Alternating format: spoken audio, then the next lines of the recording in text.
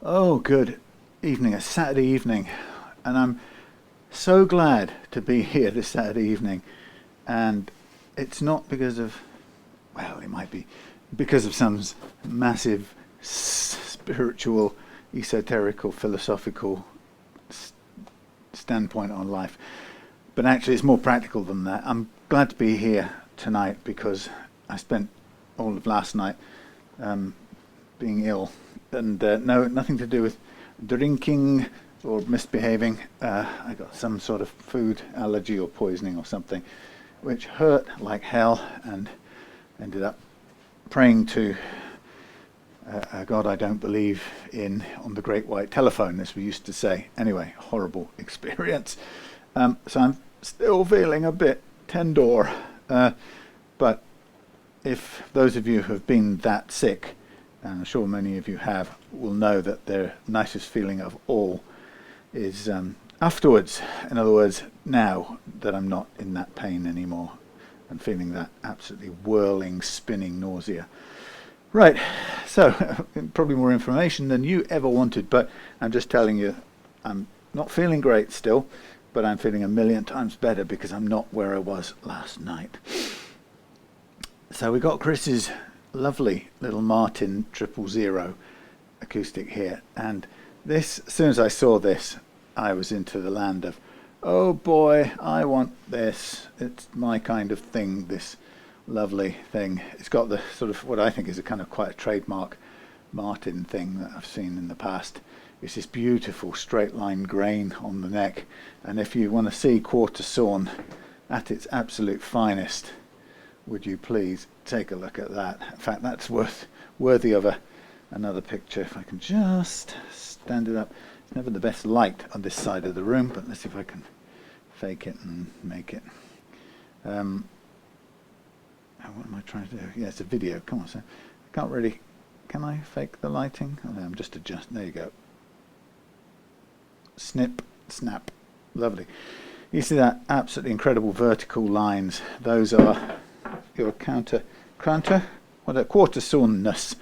and that's a quartersawn piece of wood, and that's why the grain goes in an absolutely straight line.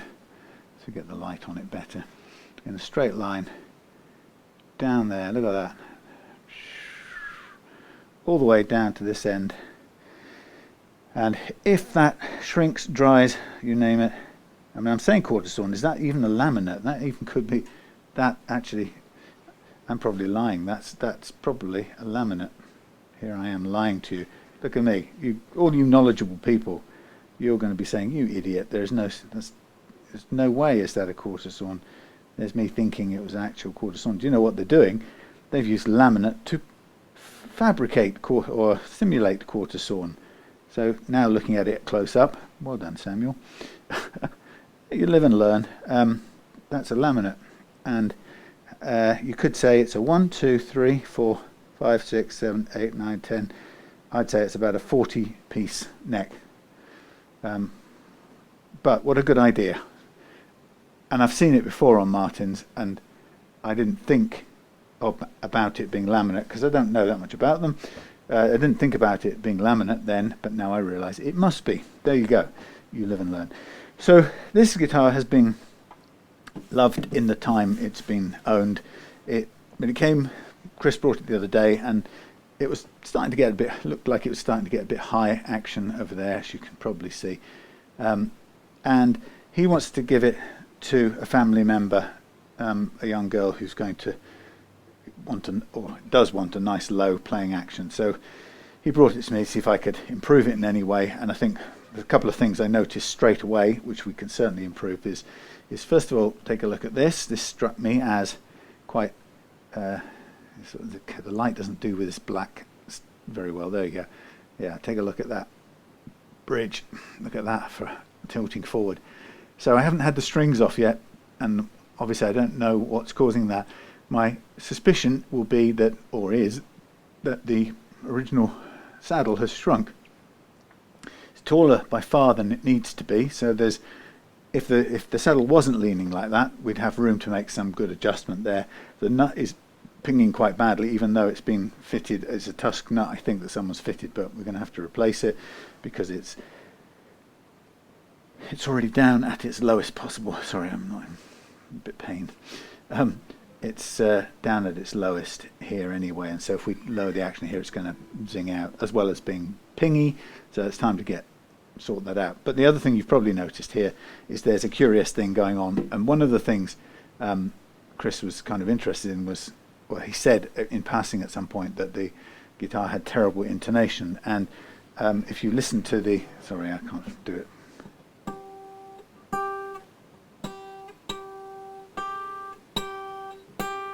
So you can hear that's really, really sharp on the G. And the reason it's sharp on the G is because, first of all, we've got 3 wound and 3 plain strings here, and we've got an original saddle that is geared for a, it's actually geared, this is geared for a 4 wound and 2 plain. So there's a mismatch between strings and saddle. That's the first thing. So I suggested you go back, Chris, go back to acoustic phosphor bronze strings, and we're going for a light gauge for our terrible, I've forgotten whether it's is it granddaughter or niece, I've forgotten, I'm so sorry, the young lady who's going to play this. So but there's still something with this leaning saddle which we're going to need to take a look at. So to be on the safe side, I've bought a correct new one of these on the basis in case it is too thin, which tends to be the case. If it was thick enough, you wouldn't get so much lean, even if this was this high.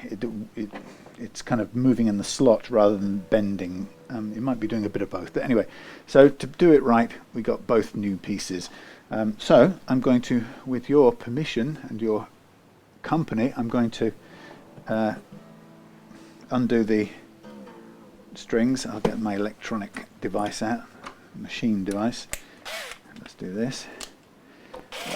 Wrong way. Might be a good idea not to get rid of the strings completely just yet, because I can use them for messing about and setting up the action and everything. So let's keep on using them. So yeah, interesting. I haven't looked at the spec of this guitar, so it'd be really interesting to have a look. One of the things about this guitar is that Chris tells me that, and I'll show you a close-up in a minute, but it's had the bridge reattached, because somewhere along the way the bridge has lifted up, and it's unfortunately it's had a problem with that. So, and I think Chris was concerned that it had been put back possibly in the wrong place. I don't think you can see it from here. It's not a very good angle for this, but maybe I'll demonstrate with a little bit of the old sticky tape. No sticky tape? No, not even that. Post-it notey. There you go. That's pretty well highlighted. So some people would say, oh well, you have to pull that up and take it off and redo it. Now the reason I haven't suggested doing that there right now is that becomes a bigger job by far, and not doing it now isn't going to do it any damage, right? And the reason I'm holding off thinking about that is for this reason. Since it's already been off from its original, I suspect that it isn't lifting at the moment. Well, it's clearly not glued down at this end, but I suspect because it's already been off and been stuck back on, I have a feeling that it may well be that this corner was missed in the re-glue, in which case it's probably very stable, although not absolutely ideal. It's stable enough, so I don't think it will hurt that we try out that assumption of mine for the time being. Wow, God, look at this. What has happened here? Oh, okay, that's what's happened here. Right, I'll give you a close-up look if I can find where my hands are. Yeah, so just on that, yes, it's I think we can afford to leave that. If it shows any further sign, and Chris can easily find this out by putting another piece of post-it note in there. You know, you could even make a working workable guide. Where's my sharp pencil gone? No, where is it? You could say, look, here is my full extent measured. Post it. Whoops. Post it. No, there's my full extent, and you should be able to tell whether that's changed over time. So you could do something like that. In fact, I'm going to leave that right there and put it in the box with the guitar. Now, so I think that's I think for me, I would think this because I'm saying it, but I think that's not a bad logical start point, because taking this off again, and it's already been damaged around the edges here. You know, it's damaged the finish. It will do. Sometimes it will even tear up, you know, and damage the top that it's sitting on, which weakens it. So I'm loath to pull this up and do it again unless it changes, and then we'll come back to that. But I think this was done quite a long time ago, and that's where it is. I don't think it's pulling up anywhere else. So that's that logic, in case you're interested. Now here's the reason why this isn't sitting straight. I don't know if you can see, but this has already been shimmed with something which isn't as thick as the rest, and that's, well, actually I think it's certainly not as thick as the rest, and it certainly isn't as thick as the whole slot. So no,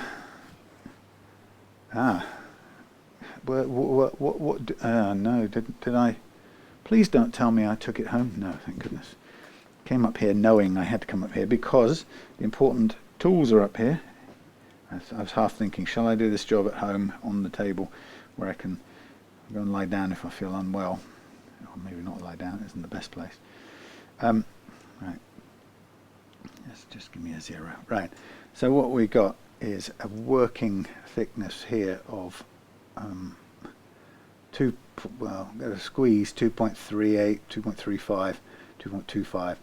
To my knowledge, that's going to be, I can't really do a very accurate measurement this way around, but 2.6 something,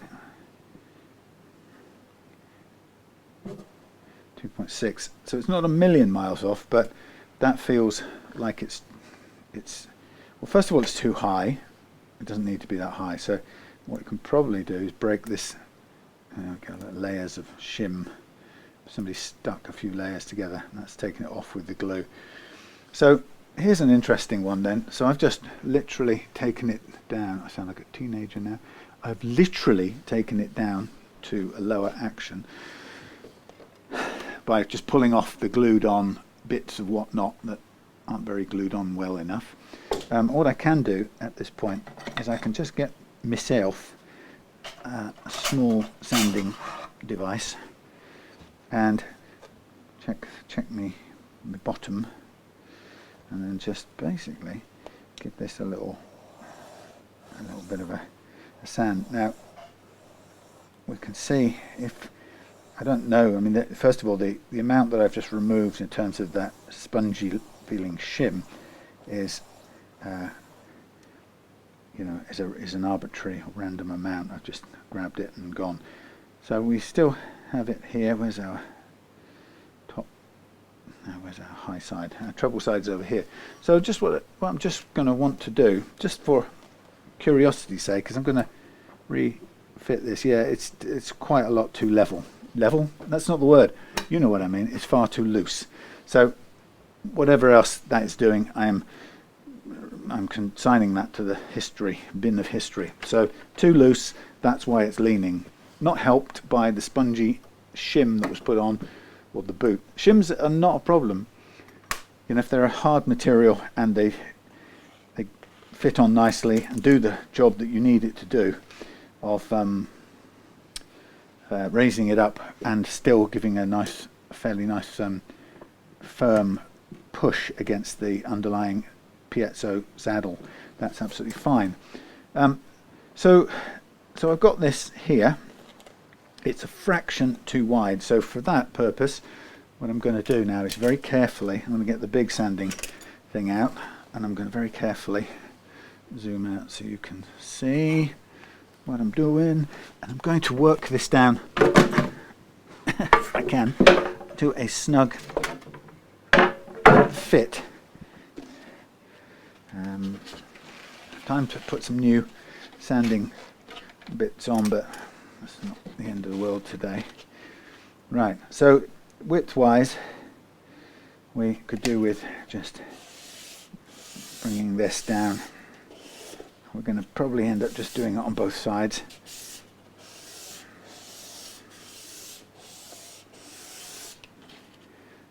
It takes the lettering off sometimes. And I'm just going to go down here again and check for a fit. Whoops, that's nearly there. So I'll do a little bit of tidying on both sides, because quite often you get a little bit of sort of production excess on the sides, and they can be really sometimes only that needs taking off before it becomes the thickness you want it to. And you can see there where there's a sort of shiny bit. Let's see if you can see. Yeah, see that shiny bit? That shows it's not even, only very slightly. But you know, getting it back to even can be a nice, straightforward way of getting it to fit. So that's very, very snug at the treble end. So I'll do a bit more, tiny bit more sanding. Where's the, oh yeah, that's the high bit. So by focusing on the treble end, what I'm just doing really is just pressing down a little bit more. And that's pretty much evened it out. So it's going to be quite a lot too tall to begin with. Where's my, let me just look at the original, compare. Top. Yeah, so interesting, they've got a slight extra kink in intonation on the low E on this model of guitar, which I'm kind of curious to know whether that's absolutely needed or not. So there's our better fit, and it already, that thing just sits in there. It might bend if we pushed it hard, too hard, but it's not bending right yet. So we have this fitting in, and I'm going to just try and push it out. Now that's clearly too high. I'm going to revert back to this one to give me a start point. So I've lost those two what's-its. We've got it leaning still, which isn't great, but what I'm going to do is just use this first one as a guide to what possible height I need. So I've put the too thin one back on. So the luthier or tech who's done this has done a fair job of trying to get a good action. I think they've slightly squished the piezo strip or the transducer strip, because being slightly too thin, it's leaned forward and pinched the edge of the strip. So hopefully it hasn't, over the years, it hasn't done any damage, but it might have done.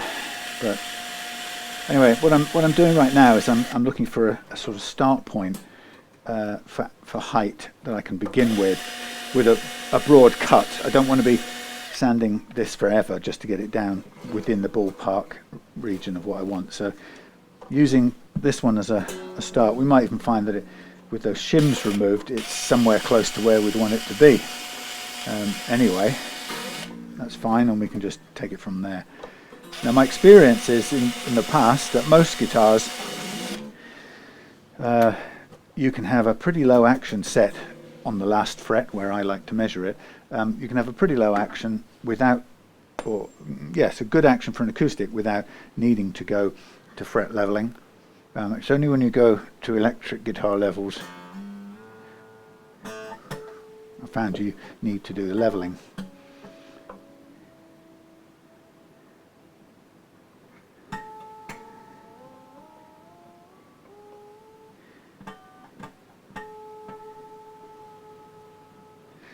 So just for the sake of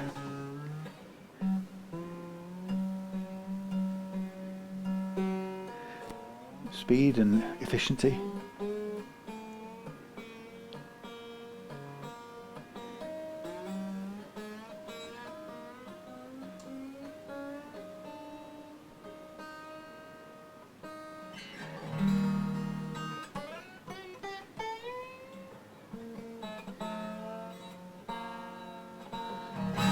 Right, don't worry about the tuning particularly. So I'm going to look first of all at the playing action at the last fret here, and if it's close to where I want it, in the end, which it is actually. That's not bad. 225. I'd say it's about 2.4 and 2.2, 2.1, 2.4 and 2.1, 2.4 and 2.1, 2.4 and 2.1, high and low, last fret, FF, no, LF, high E, low E, LF, okay.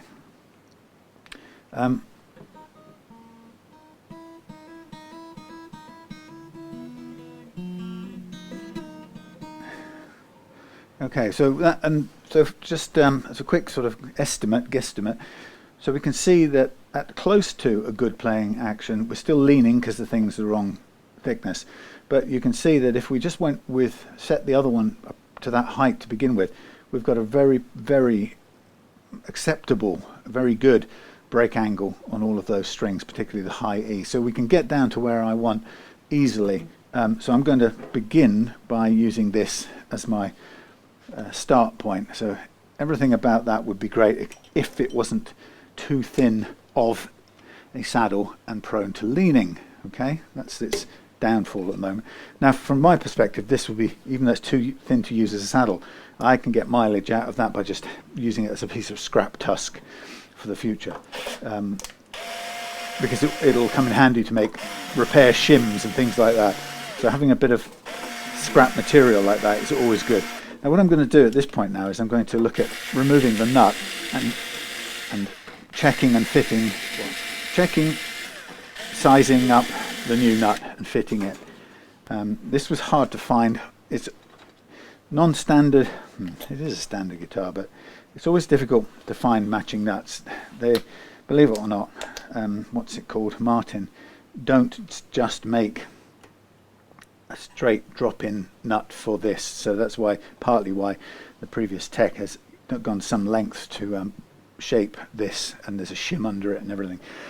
So they've had to work hard at getting it, and actually to some degree so will I, because this one is the correct spacing, but it's the wrong front to back thickness, and that's come down to a limited range of possibles.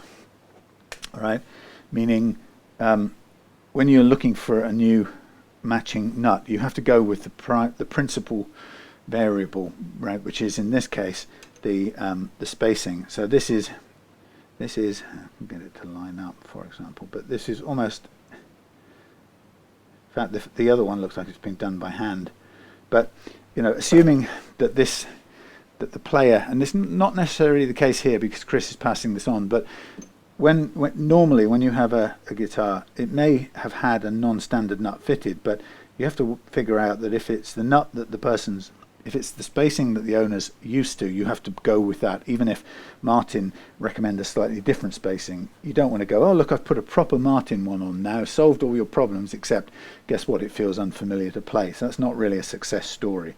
So what I've done here obviously is I've matched the new nut E to E spacing, the full span, with the original, and you can see that the very slight variation in the positioning around the D and the G probably, but they're also a bit messy. So this looks like it has been done by hand from either a nut that's been modified or a blank, but we're going to fit this. Now we're going to fit it, but we also probably could do with a bit of shimming, because it's this original nut, as you can see, is slightly fatter. Now if it looks fine when it goes on, then I'm not going to worry about it. That's the main thing. It may just sit there nicely, and it's a small cosmetic issue. Let me just look at how this is attached. Right, there's nothing suggests in that whole setup that this should cause any finish issues, so I'm just going to give it a little tap at both sides and then tap it back.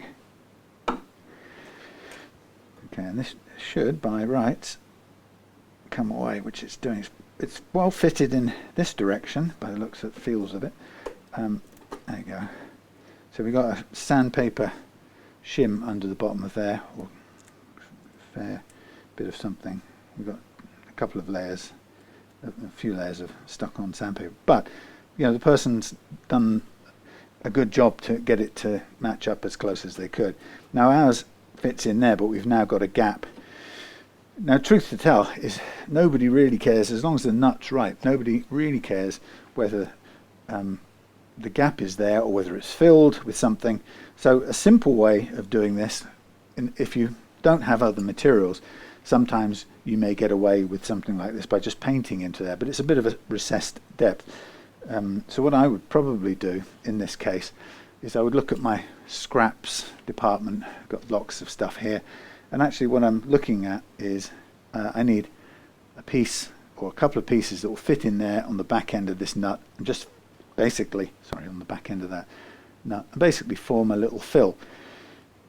Equally, you could go to the front side, but you don't really want to mess with the front side, because the front side has got the this where you want the strings to come neatly off there and go. That's the launch point, or the playing length starts there. So really what we want to do is fill this. Now, some people would say, but you must be able to get the right thing. Well, no, I've got the entire Tusk catalogue, and you might know a number, but it's not something I was able to find. There'll be, first of all, there'll be a number of pieces listed as Martin specific, and it won't be the right string spacing. So then I can't go with that for the reason I said before. Okay, so this has, well, the original has, whatever, we have an interesting spacing that happens to be, if I can get it to stay still, we happen to have something like 36.8 spacing E to E. That's quite an unusual spacing. Now I've copied it on here, so that's a perfect match, and that's my priority, as I've said. I'll bulk it out some other way if I have to. Now if I end up going over here, what I can always do is I can always go over to my collection of things. I've also got some blanks over here, but they're no thicker than that one. I could do it from a blank, which is suspect is what the original tech has done, or and I've got some here which are thicker, but they are a different. Let's give an example. They're a different spacing. So, for example, I could say, well, look, that has a nicer thickness. That's almost a drop in. But the question is, well, you can make me look a fool now. The question is the spacing right? And the spacing is considerably different. So why we've got the thickness there on this Pacifica friendly, or Gibson, or not Gibson, a Pacifica friendly nut, which I bought for a job this week. It's the perfect thickness, but it's way the wrong spacing. And so you've got a few down here you could look at. 37, you could possibly do 37, but even then it's still not thick enough. So these are leftovers that I haven't used, sometimes for the exact reason that they don't quite match up. So again, same sort of thing, just about the right size. In fact, it could even be, what size is it? This was 6.15. No, so I've had to go with the best one I can get in terms of the spacing. So it's a compromise, and like I say, I've got access to the full Tusk catalogue, and I have spent quite some time looking hither and thither. Now we've got a nice thick one there that we could theoretically borrow, but the spacing is way too small, 34.26, and we need 36, so it's 2 mils too narrow. So anyway, the point being is, it isn't as simple as you'd think of going onto some website and going, give me a black Martin Tusk nut, because you will end up going nowhere for a long time. So you're left with the conundrum that I'm got now. For example, you could say we need some Tusk material at the back, and we've got a donor here, right? Let's zoom out a bit. We could say, look, we've got a donor here. Yes, wounds from yesterday's guitar work. We've got a donor here. We should say, look, it is about the same width. We could put a chunk of this on the back of here, and that would do a nice job in filling in this little gap. So that's a possible, right? So let's first of all take, because this isn't really going to be, because it's a custom made thing, it's not going to be good for anybody else's build really. So if we take off, this has been double-sided taped on, if we take off the try and take off the sticky backed paper, which it amazingly doesn't want to do. What I will do is I'll clean up a bit of this, and I'll make me a sort of piece that will stick onto there and provide us with that little height, the perfect height to, I don't know what the word would be, bolster our little drop off. So it's like a little insert to fit in. If I can possibly measure it, I can say it's a millimetre we need to drop into that gap there. So I'm going to work it so I can put a millimetre in there, and it will be nice. We could do a bit more and scrape it back, but it'd be nice to get it as thin as we can. So that's what I'm going to do. You could say, well, could you rescue this as a start point? Well, we'd have to boost it up for a start. That's here's the other option. We could boost this up with no, it's still not very accurate on the spacing, and it's gone a bit sideways. There's a bit of attempt to spread the slots when in fact they need to go straight through in this case. So yeah, let's go with our little filler, and we'll reuse this thing, as I said, that we're almost certainly not going to use in any other situation. So this is going to be a bit of faffing around for a minute. Let me zoom out on you while I do some, put the things we need over there. Get me this, see if I can get rid of this sticky tape stuff.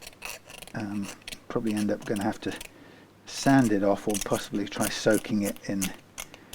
God, it's really hard wearing, tenacious. Let's see if I can soak it with a bit of that stuff that I like to use. You know what I mean. The Cumin's fuel. Anyway, so got a busy week and a half booked up. Lots of things on the plate. Sometime into next week. No, not next week. The week after. So I've got, as quite often is the case, I've got a combination of things paid and things unpaid. So it's my typical period of time. Sort of ends up being partly, the paid, retained technician for somebody who's already paid me up front, and that's often the case when there's a lot of parts involved, because it's, I try to avoid putting out a load of money up front. So it's sort of a point I usually make with customers, is if we're doing an upgrade with lots of bits, then I tend to invoice the whole thing. If it's a lot of parts, then, and it's a lot of money overall, then I tend to split it into a parts invoice and that's a build invoice if it's a kind of custom build. But for an upgrade sort of refurby type job, I'll probably end up invoicing up front. So that's a few of the jobs this coming week are paid up front with some upgradey parts.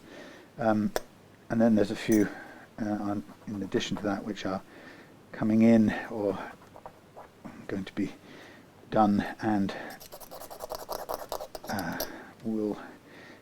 are not yet paid. So you kind of have to balance that sort of double-edged thing of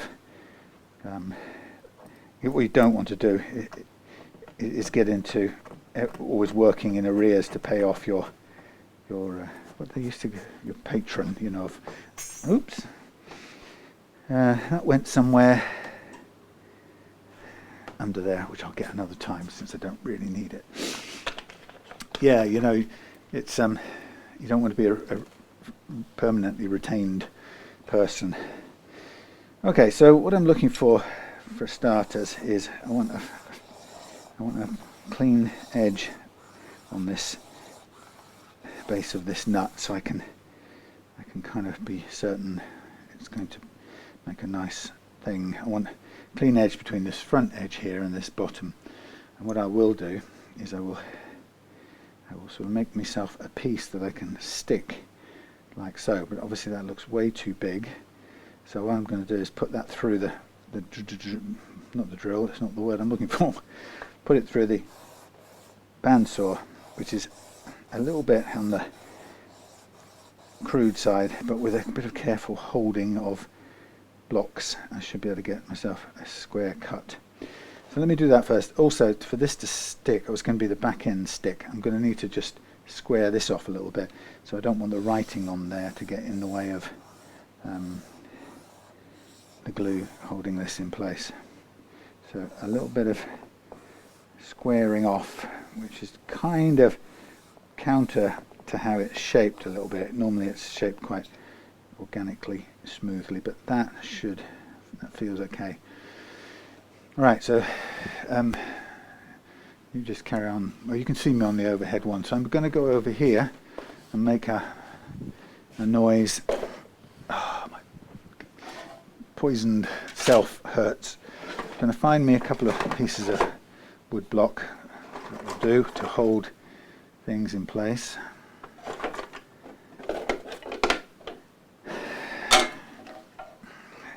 So I'm looking to cut down the front edge of this, and not the easiest thing in the world.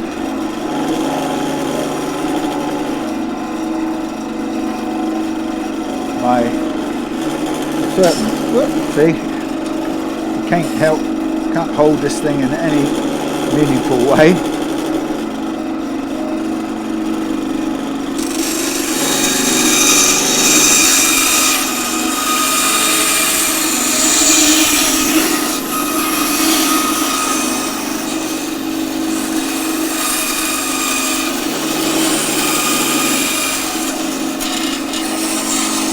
Get up in the air, you silly thing.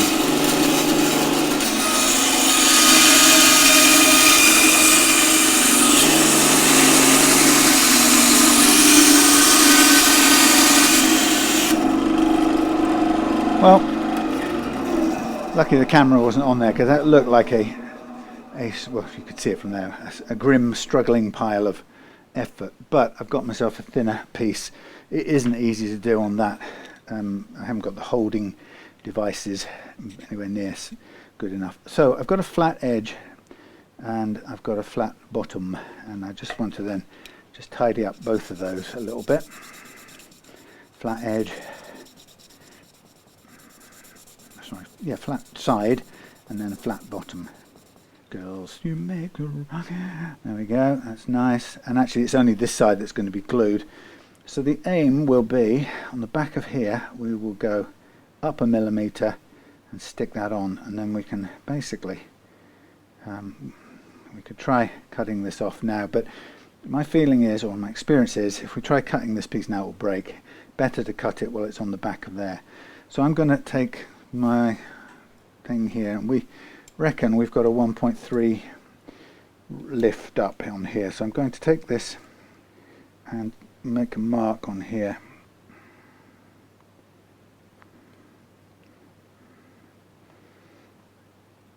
So I can see the line that I want to follow. So this will be a nice clean edge. So let me clean this edge up a little bit more. Now I can get some pressure onto it. Hopefully it will be nice and clean. This is a bit we'll see that's going to sit in the slot. That's nearly clean. It's difficult. Nothing, for some reason, nothing ever looks completely clean and black when you cut it or treat it in any way. Sometimes a piece of black marker after you've done the whole thing really comes in handy. Okay, so that's the rough stuff. Let's do a little bit more of a clean up here.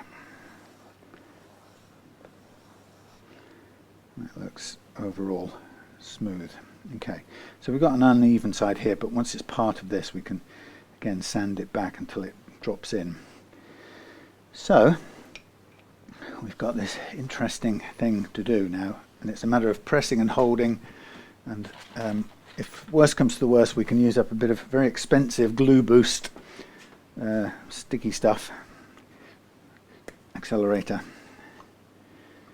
and the most expensive glue, super glue accelerator money can buy. Now, doesn't matter if I go over a little bit onto the bottom of the thing, but what we want now is to get this onto here, up to a millimeters line, which I now no longer can see. Typical. So I'm sort of more like guessing at this point. See, these things sound good in principle, but in actual fact this is a nightmarishly difficult little task. I'm going to sort of press on there for a little while, and that's wobbling about. What I can do is layer a bit of that on while we're at it.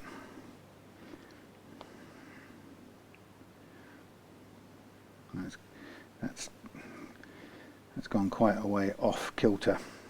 Typical. Okay, can we mess it around and get it to stay in place? Well, possibly.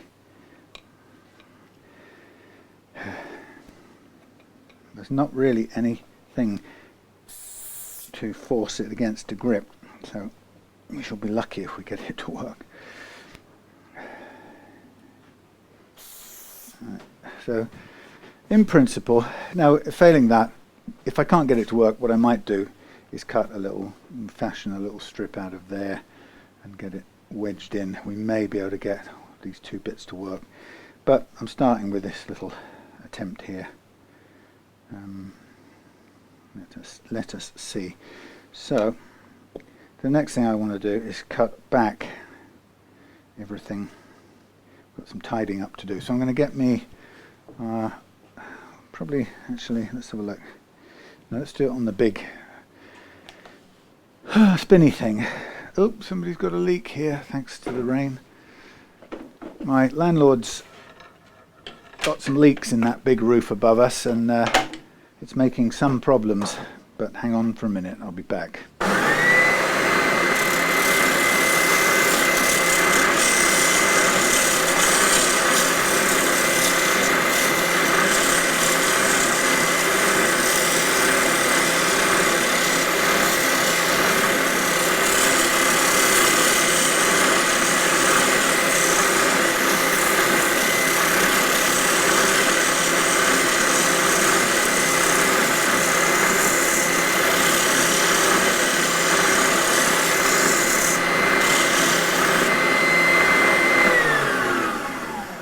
So, yeah, it's not really gonna, this isn't sticking very well at all, unfortunately. I don't think I can do much in the way of getting any further glue in there, unless I've got some very runny glue that may just do what it's told. Otherwise we'll just use a little shim. It may be I'm just wasting my time. Wasting my time.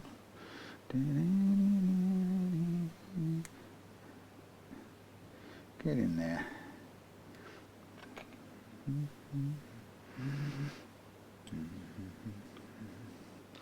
Yeah, so we've got some my woodwork room where I do my sanding and routing and stuff, where all the bits accrue and collect. We've got some holes in the roof somewhere above there, and it's basically starting to soak all my 2-inch thick sawdust on the floor, which is really not good.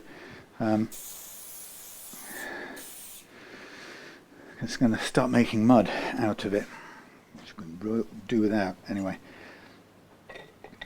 Okay, well, I'm going to see if I can. Now, the thing I've got to do now is to adapt this with the least bit of what's the word? Damage of any kind to the original nut. Should be fine actually if we're careful. So we're looking for about that millimeters thickness. No, not even that probably. It's a matter of just carefully sanding this.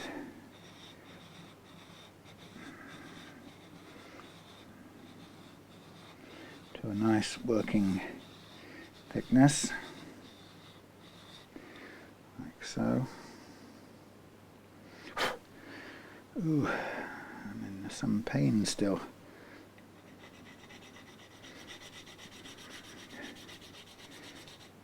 don't know what it was that I had, so I don't know whether it's still lingering, and I'm... See, it could be. I have something, what seems like something of an intolerance to peanuts, period. And, well, I'm intolerant to the brown kind of skin on nuts of certain kinds, so the Brazil nuts, peanuts of certain kinds. Anyway, and it seems that skin causes me a sort of shock reaction, you know, allergic reaction. It's really uncomfortable. So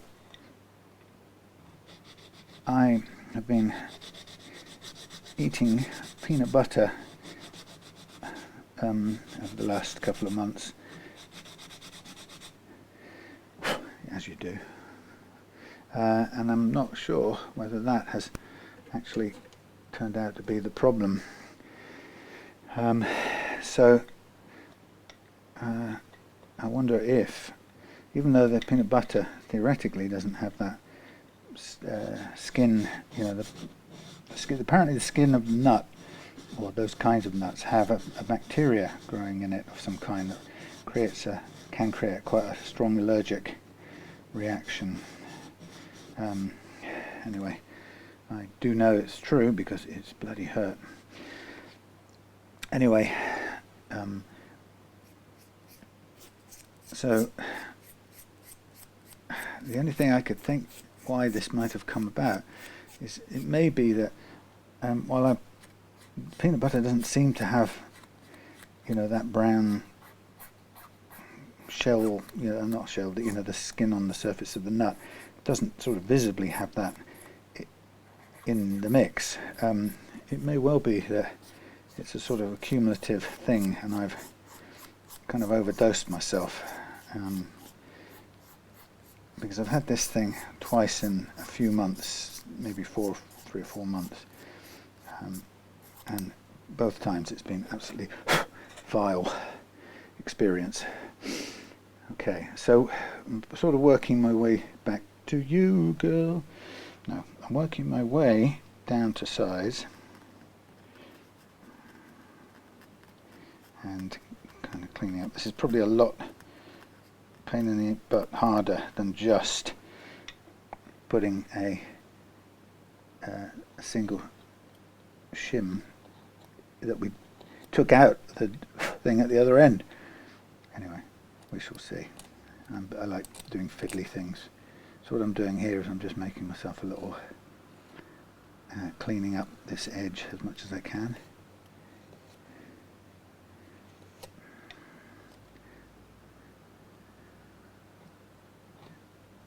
Yeah, so maybe that's what I've done. I've peanut poisoned myself. So of course, I'm going to rule number 1, stay away from it. No peanuts and no peanut butter. It's one of those things that I kind of know that I shouldn't, and yet I still have, and that's probably the clearest sign that, you know, when you know that you're going to be in trouble. Oh, look at that. It's almost spot on. Yeah, so like anyone with half a brain would avoid it, because it's clearly, if you like it that much, or you're that addicted to it, and it's causing you that much discomfort, then you probably should be giving it a miss. So that's what I'm going to do from now on. No more peanut butter.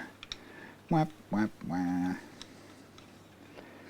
I'm just trying to get this thing. There's not a lot to hold on to here, so sizing this down is not easy.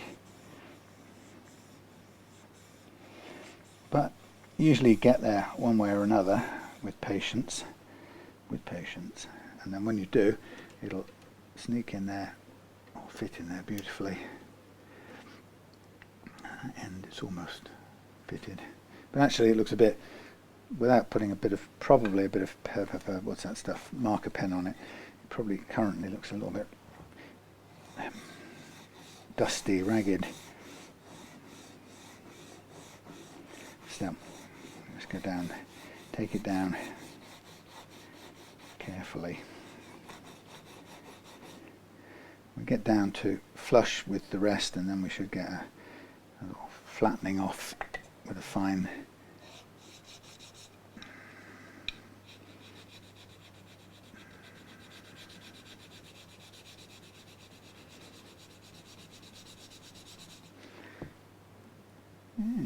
not far. So I say, you know, just very slowly work your way to where you've got to get to.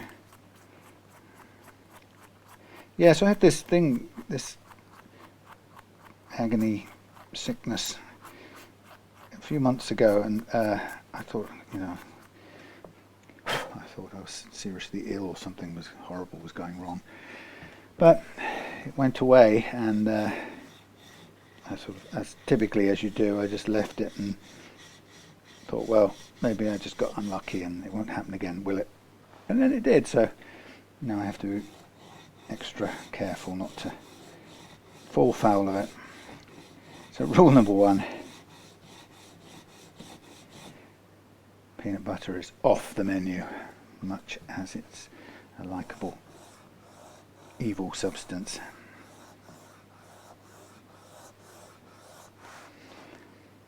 Okay, so we're getting very close to flat on the deck. Let's give this a little rounded off. Oh, look at that. That's crap, isn't it? Might as well not even bother. It's not stuck in place. Let's stick it down again. It's a little bit missing in the stuck togetherness.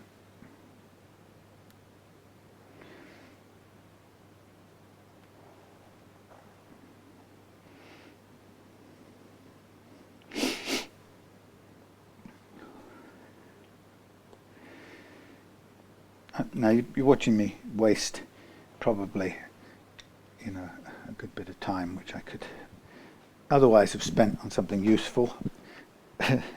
But you know, I like to try. I'm a trier. He's a trier.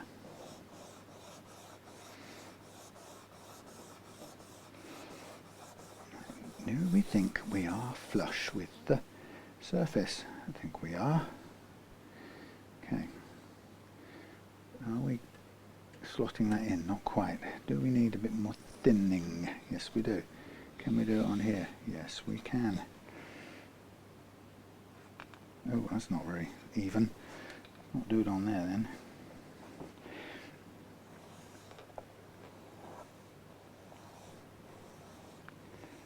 Anyway, yeah, so good couple of weeks of stuff, and some of it, the second week, I've penciled in some of my own things to do, since otherwise they'll get kind of left behind. We're nearly there. Nearly there. Yeah, so I penciled a few of my own in, but of course that will get rescheduled if other paying customer jobs come in, so it's always a sort of juggling things going on.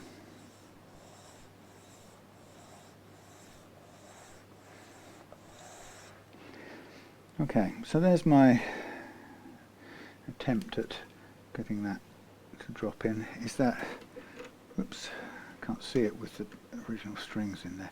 Does that sit flush, or am I can't see because you, the camera, are getting in my way. Sorry about this. I just need a look without interference. Nearly, oh, just about there.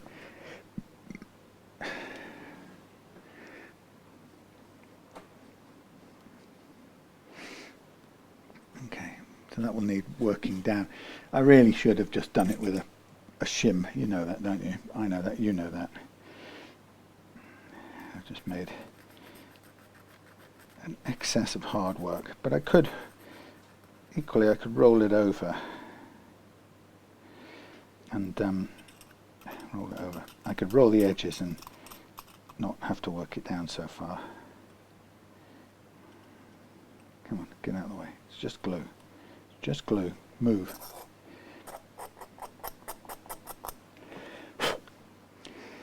Any way of getting this nice and straight? Not really. Hang on there. Push up against there.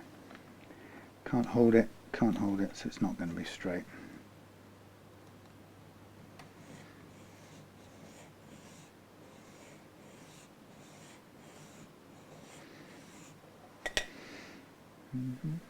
Sorry about this. Having opted to faff about with it this way, I have condemned both of us, all of us, to... I'm going to end up just with an insert anyway, because this is not really sticking. So I might as well have just fitted this in and then put the damn thing in afterwards. You see all the best laid plans, because I'll bet you that this won't work any better than putting a shim in there. Prickly little things. Okay. You know what? This sticking business is just wasting your time and mine. So what I'm going to do is I'm going to smooth this out right now. Save us from wasting more time. Us? Me?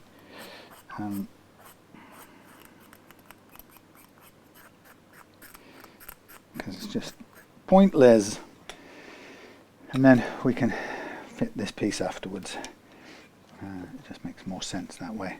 So let me just clean this up. I seem to have lost my grip on reality. I lost my grip on small components. Right, there's that, there's this. Let's worry about the fill afterwards. I'm getting too distracted, I think. Let's put these little fills off to one side, because I know I've now cut them and I can use them. But let's just get the height thing sorted out. And for that, we will take advantage, once again, of our thingamajig. Now, we've still got to cut down the new saddle as well. This is our new... See, that would almost just drop straight in the back there. Well, two of those would, probably. You would never even notice. It was as if it was always there. Right, anyway, worry about that for a second. What we're going to do is we're going to measure the action at either end.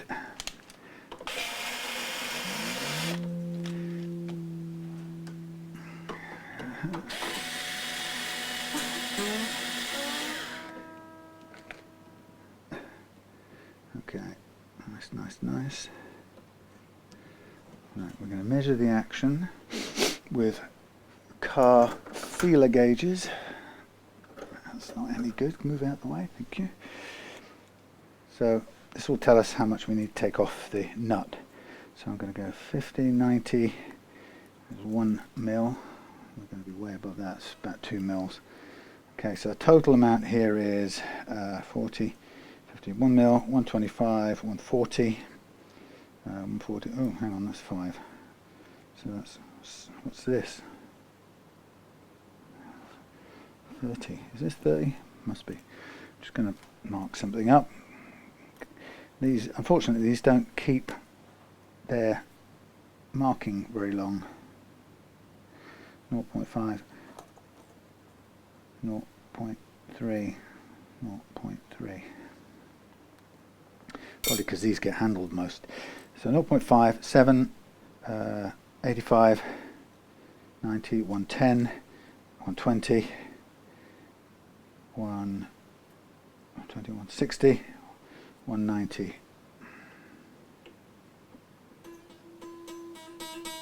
That's a good, call it 190, it's pretty close. 190 on both sides, conveniently. So what I'm going to do is I'm going to draw me a nut up there. We're going to go, we're going to start with, we're going to go 190, 190, and we're going to minus 130 from each side. That's fine. 130, 130. Now a way of doing that will be to sorry, 160 we should remove. We're going to take off 160 from each side of that. So that's the total amount we're going to take off. And then we can measure it and do it approximately, and then we can fine tune it from there. I like to try and do it without resorting to filing the slots if possible, but it's not always possible. So let me get my 160 marked up on here, which doesn't look very much when you do it this way.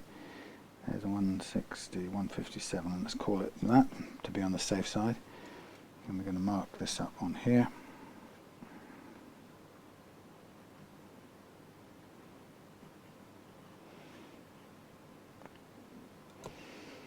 That's not easy to see because it's black.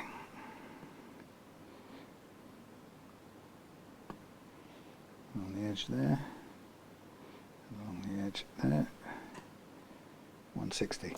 Okay, so this, I think, looking at the amount of this, I still would probably be better to do it by hand. Tempting though it is to get a spinny thing. Maybe I could do it with this one carefully. Not very tight, these ones, but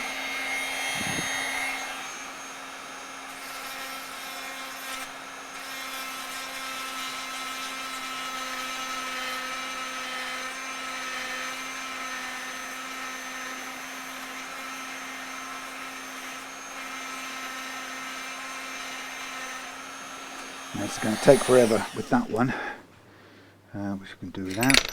Let's find one that is better set up, which of course I can't because they're all old and bloody hell. There's a usable, workable one that I can workable with. They all seem to be completely different. Can never find a quality Dremel drum set. They're always one level of cheapness or another. But let's see. Sorry about this delay. We'll get there. You go off to there. You fit on there.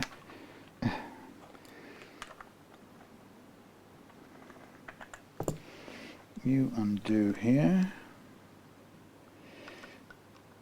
I should probably be directing, saying, zoom out, long range camera. Right, let's see if we can tap this on. Go on you go. Tighten this up. And with a bit of luck, we shall get at least something that will cut down this nut without a million years of trying.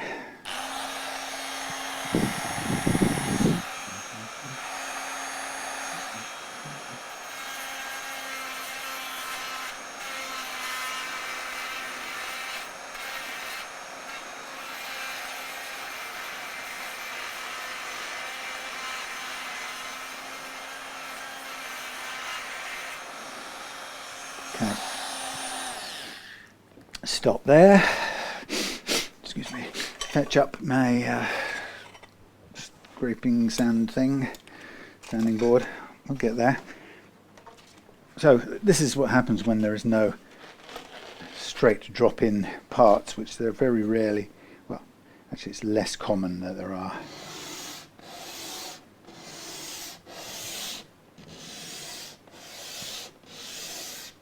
See where we've got to. So I'm close to the line. That's not bad.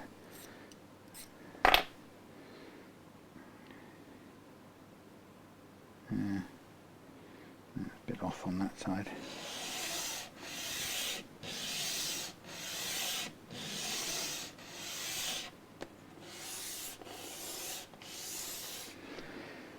Yes. Got a message from my sister today. Our old mum isn't doing so well. She's deteriorating a bit, I think. Bless her. So I think I need to call her, but it's coming to that time where my sister is saying she's going to look at the eventuality of a care home, which of course I don't think any of us as young people ever imagined that any family would ever come to putting us there. I think we all sort of somehow imagine a future in which somehow we're not in that kind of place, or that we found out some spectacular way to take care of ourselves, like going off to Switzerland or something dramatic and humane. Actually, I'm all for that. But anyway, yeah, I'm sure she, I know she didn't want to be in a state of decrepitude, as she would call it, and being looked after. So I guess it's, inevitable, and loads of people watching this will have experienced it and know, what that stage of what it's like when your loved ones are at that stage in their lives, because it's going to happen to everyone one way or another. Okay, so I'm just going to take a measurement here, see what we've got as an action on the low E. We're very close. Oh, I'll tell you what I need to do. Let me just tap it in a little bit at the bottom, just to make sure it's standing upright. Pardon me, camera. Just standing it up for the moment, so we get a good reading. So it's over 0.3 there. Right, they're all the same amount over, I think, and I think it's about 0.2. So let's go 0.5 and see what it says. Yeah, I know lots of people I talk to on Reloved Guitars lost their parents recently, and or within the last couple of years. So it's a very, of course it's a common thing that happens when we get to this age we're at, 60 and above, I guess. So it's nothing new, but I suppose it is for me and my sister and brothers. I've got a odd family. 0.6. Let's go to 0.7. Yeah, we were never massively close, but not because of we didn't want to. We had a strange start in. My mum didn't ever feel, when she first had us, she was very young, and she didn't feel that she was able to look after kids, so she gave us 0.7 up to the care of a teacher friend of hers in Britain, and she was in Trinidad. 0.6, so it's going to be minus 0.3 minus 0.4. Right, I'm just going to do a little calculation here. Yeah, so Steve and I were the first. He's a year, and it's just always going to happen. Damn it! Gonna have to find a spare string now to double. Yeah, so Steve's a year and a couple of months older than me, and then I came along, and the two of us were together most of our childhood, or most of our lives, until we grew up out of childhood. But yeah, she gave us up to foster care to a friend of hers in England, and we sort of then went from being Caribbean kids to being English kids, which was quite a big difference, and so it was to be with a foster carer. But we had in some ways a good life, in other ways, quite a difficult one. But let me just get my head around there. So we're going to minus 0.4, minus 0.4 equals 7.2 is my target on that end, and this one is minus 0.3. Target is 7.1. You'd think they would be the same, but so we've got a total of 0.3 to remove, and all we need to be able to do is measure and to make sure we're getting down to the right place. So I'll get there. Yeah. Anyway, so the tale of, so there was me and Steve, and I think I was 3 when we went to live in England, and he was 4 and a bit. It's a bit more off the treble than off the other side. And then, so we lived in England with this foster parent, and in the meantime, my mum had another boy, and looking for 7.4, 7.6. Is that the right way around? That's about right. Yeah, and he came to live with the foster parent as well. So the 3 boys ended up living with the foster mum in Falmouth in Cornwall. And later, after that, Mum had... so Steve and I were from the same father. Danny, my other brother, is from a different father.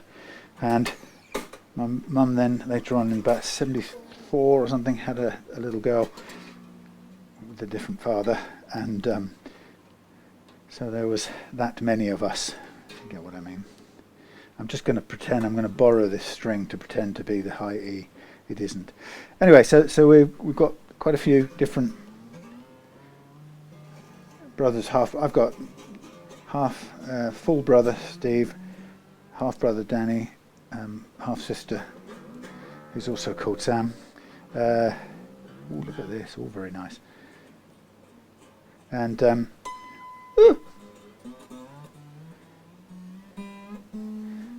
I'm going to stop there with that. That's going to be my height, because these strings are going to give up in a minute. Okay, so what did we say we had? We had on the high E, we had 2.1 and 2.4. So on the high E, we probably wanted to take down a tiny bit, but we're going to cut this to match. Right. Anyway, yeah. So with half brothers and half sister, and then on my dad's side, he had more kids later on. He had one stepson with a new wife, and together they had one. So I've got half brothers, 2 half brothers, step brother, half sister, and a full brother. Yeah. So yes, it's quite a lot of different sort of, and different parts of the family. And I suppose I know for absolute fact I'm not alone in that. There are a million people have the similar kind of arrangement, so it's nothing new. But yeah, it was an interesting kind of upbringing, but nothing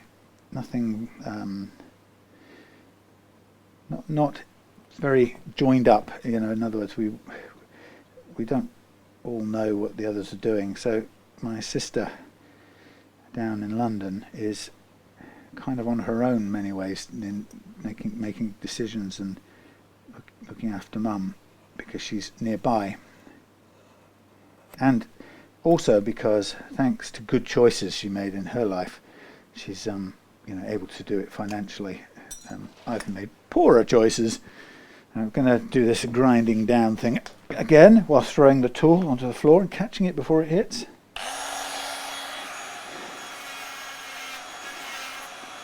Yeah, so my sister Sam is making those decisions and doing the hard work of taking care of Mum in this stage she's in, and down in this neck of the woods, my dad and stepmom live, and so I'm having kind of more input into their lives than into my mum's. And but then again, you know, not my full brother doesn't have too much input in there. But again, he lives elsewhere too. So it's a, you know, disembodied family. Now I'm just going to do a little bit of careful reduction of this one down to the line, and then we can do a final calculation if we need to take down the treble side a little tiny bit, which I think we probably do. So the secret of doing this is just to get this reduction and keep it straight so that we have a 90-degree bottom, 90 degree to the sides, and you know, it's just a matter of taking it carefully and slowly, and using your sanding experience. Now I'm pressing a little harder on the treble side because I think we can afford a little bit more off there, but I want to do it to the 10th of the mil. So every time I do a little bit of adjustment, I take the shaggy edges off so I can really see my mark and where I'm going. So I'm about two-thirds of a millimetre still off. We want to get down there, so we've got to keep going. And again, keeping an eye on the squareness is currently very good. And if you roll off the vertical and you lose that 90 degrees, then you sort of have to, you've got a diminishing amount of time or material left to re-establish that perpendicularity, baby, if you know what I mean. And it's a bit punishing because you've really got to carefully work your way down. So I'm going to do the last bit now, focusing on the treble side, a little bit of extra push on the treble side to get where I want to be.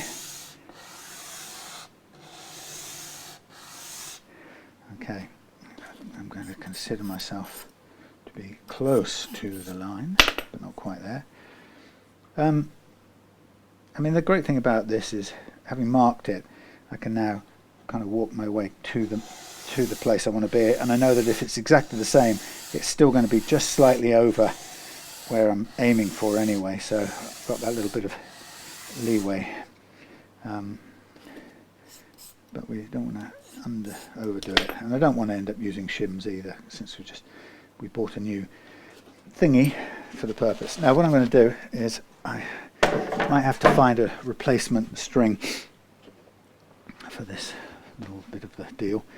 So this is the new one, so it's a little bit fat at the base end, so I'm going to try and just sand it down a little bit there. What I don't want to do is, while I'm trying to size it to perfection, I don't want to end up getting it stuck in there that I can't get it out. So that's close. Still a little bit tight at the base end, so a bit more on here. Yeah, so we never had a very you know, kind of joined up family, like a centre, you know, where some people, and maybe I imagine this, but I seem to think some people have a sort of city or a region, they're kind of all based around there, and you know, the family homes and everything's kind of lined up and it makes sense. But we're disconnected in a lot of different ways, and it makes for, I guess we don't really, I think the thing we miss out on is we don't really get to, I'm going to cheat by the way, we don't really get to discuss it with each other, I think, because of that. So I think everyone either feels like or is dealing with it on their own. I'm sure Sam feels like that. You know, and sometimes I do, down at this end, worrying about my dad and stepmom down this neck of the woods.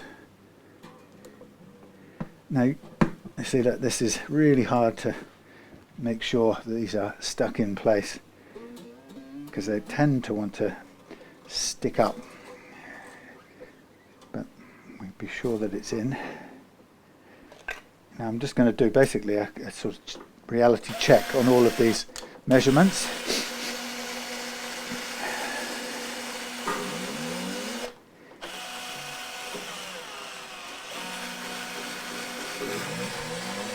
It won't hurt to put under pressure for a minute to make sure that thing, that saddle is all the way down. Again, I'm just going to tap on the end here, make sure it's standing up so I don't get a false height reading, really. That's the most important thing.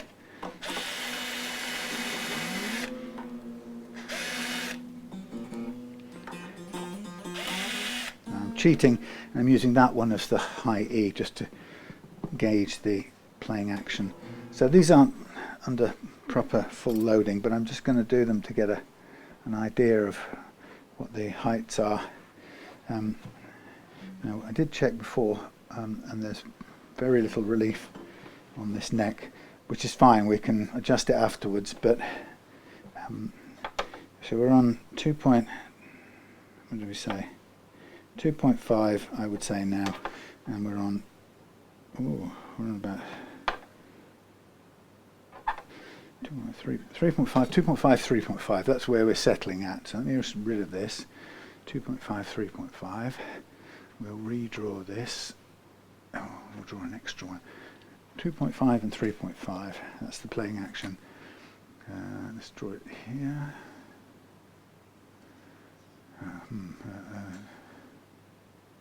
Maybe some trouble. 2.5 on the high E, low E, 3.5. Okay, and so if we're going to now work with the thing, we're going to get a target, set a target. So my target is going to be, make sure these are pressed down. That is fully down. So the target for the high E is going to be 1.75. It's a bit higher than I would go sometimes, and then 2.5 is my target for that one. So this one is minus 1.75 minus, we're going to take it down 0.75, and this bass we're going to take it down 1. And the way we work out how much we take off each side of the saddle to get that is to multiply it by 1.4. Oh, my tummy hurts still. So if we go 0.75 times 1.4, we get 1.05, so we call that 1.0. That's the height we need to take off the treble end, and off the bass end we're going to take 1.4 off. Okay, so that will give us our perfect blast fret action, and then it will also bring us down to within a whiff of our target first fret action. So last little bit of undoing. Sorry about this, it's very fiddly. Yeah, so overall, I mean, I guess I'm just saying that, you know, my siblings, you know, who aren't hugely close in some way. I mean, we're close, but we're not joined up and coherently, you know, we're not a coherent unit, really. So we sort of, yeah, we're kind of coming into this stage of life with our parents, our meaning parents. I know my sister Sam, her dad died not too long back, and she went out to the States to be with him while he passed away. So that was quite, I think it was quite a, well, I know it was a very profound experience for her. But so she has some experience of it, and I think she's incredibly practical and good organisational skills. 5.7 on the treble side. So we've got 5.7. Sorry, I'm talking to myself and you. 5.7. So we've got 5.7, and on the bass side, we're going. I've made a mark just as a reference point. It doesn't really mean anything other than I'm going to that place each time, as long as it doesn't wear off. 6.8. 6.8, and I've got to take off one off there, so we want to go to we're going to take one off. We're going to go to 4.7. Target is 4.7 there, and the target of this one is going to take off 1.4, and it's going to be 5.4. 5.4. So there's our measurement targets for a little bit more sanding, and we know it's 1 and 1.4. Hang on a minute. Yeah, that's right. Yep. So this is, because we're working now with the new one, not the old one. The old one was a little bit closer, but I've cut this one a bit freer and higher. So I'm going to work down so the base is 1.4, and the high E is going to go down by 1. 1.4 and 1. So let's start with the bass, a bit heavy on the bass.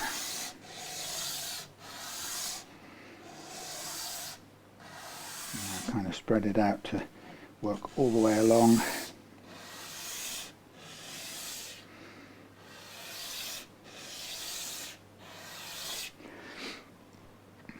Yeah, so I guess Sam's going to be the knowledgeable one, the one with the experience in the family. It's kind of scarily new or unfamiliar for me. Okay, let's do the base measurement here. Base measurement 6.2. We're aiming for 5.4, so we've got quite a way. Yeah, and I know lots of you people similar age to me who've already been through this experience. Because I've seen it, in the years of friendship on Reloved Guitars. You get to see other people experiencing their losses. Sometimes you feel very at a loss for what to say. Of course, 559. We're aiming for 4.7. What a way to go. Yeah, and then I guess it always just reminds you that your family's turn comes. All of our family's turns come. There's that whole thing. None of us gets out of this alive,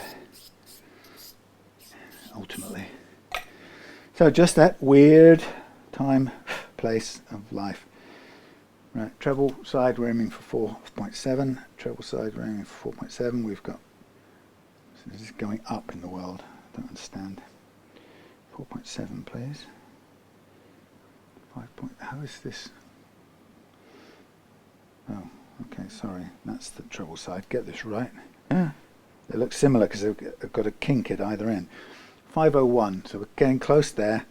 501 and 5.4 at this end we want, and we've got 5.6. So a little bit more off the base, and then round them out together.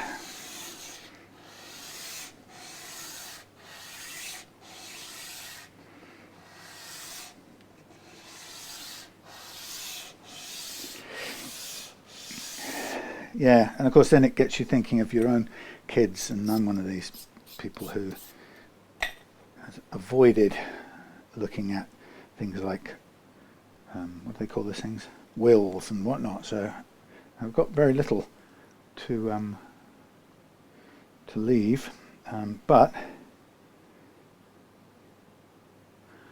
I still, think about, well, if right at the moment, there's no guarantee of much longer life than I've already had, and I'm not being, I'm just being pragmatic, especially after this pandemic. A lot of people dying in a younger age bracket. So, we don't have a guarantee, and I don't have much to leave behind, but I do, for example, have my guitars and everything that's. I think I've gone a fraction low on the bass, but I think I will get away with it. Yeah, I've got guitars to pass on to somebody, and it would be great to know that they've gone to the right place without anyone having to fight over it and having any family rifts. So So I thought, oh God, I'm going to have to be grown up and start thinking about writing a will next. Gosh. So, yeah, it's all that time. But many of you have been there, done that.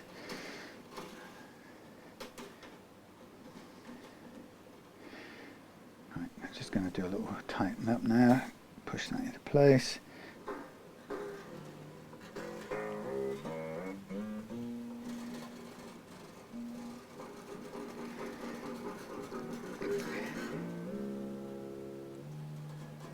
So you might end up on any given nut, what you don't know about the nut, you never can know if you're buying and matching a nut using the catalogue, for example, the way I do.